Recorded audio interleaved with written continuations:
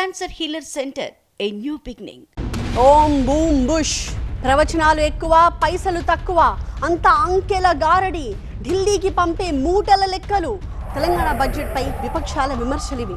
హద్దుల కేటాయింపుపై అధికార party, opposition మధ్య పంచులు పేలుతున్నాయి. తెలంగాణను అగ్రస్థానంలో నిలబెట్టడమే లక్ష్యంగా మెగా మాస్టర్ ప్లాన్ బడ్జెట్ ని ప్రవేశపెట్టామని కాంగ్రెస్ ప్రభుత్వం చెప్తుంటే ఇది తిరోగమన బడ్జెట్ అంటూ విరుచుకుపడుతున్నాయి విపక్షాలు.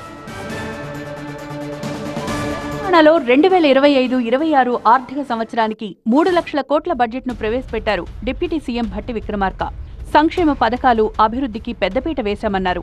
ఎస్సీ సంక్షేమానికి 40,232 కోట్లు, ఎస్టీ సంక్షేమానికి 17,169 కోట్లు, బీసీ సంక్షేమానికి 11,405 కోట్లు, మైనార్టీ సంక్షేమ శాఖకు 3,591 కోట్లు కేటాయించామన్నారు భట్టి.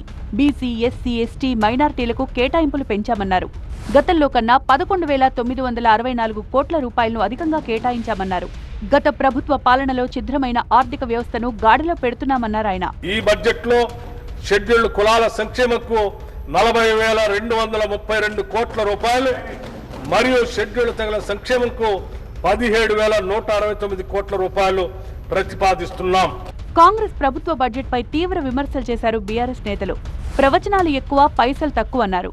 ఇది తిరోగమన బడ్జెట్ అంటూ మండిపడ్డారు. ఢిల్లీ కోసం కేటాయించిన బడ్జెట్ అన్నారు బీఆర్ఎస్ వర్కింగ్ ప్రెసిడెంట్ కేటీఆర్. ఈ బడ్జెట్ ఒక మాటలో తేల్చి చెప్పాలంటే ఇది పేద ప్రజల కష్టాలు తీర్చే బడ్జెట్ కాదు.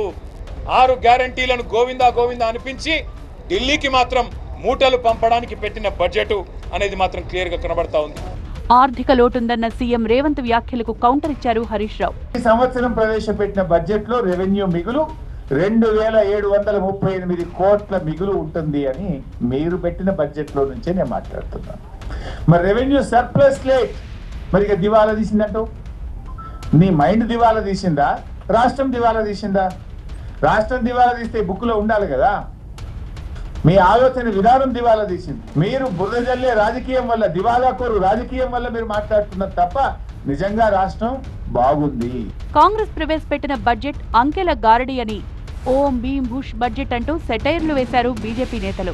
హామీల ఎగవేతల బడ్జెట్ గా, పేద బడుగు బలహీన వర్గాల ప్రజలకు ఇచ్చినటువంటి హామీలు ఎగవేసే బడ్జెట్ గా ఈ బడ్జెట్ కనబడతా ఉంది. ఇది గొప్పలు పోయేటువంటి బడ్జెట్.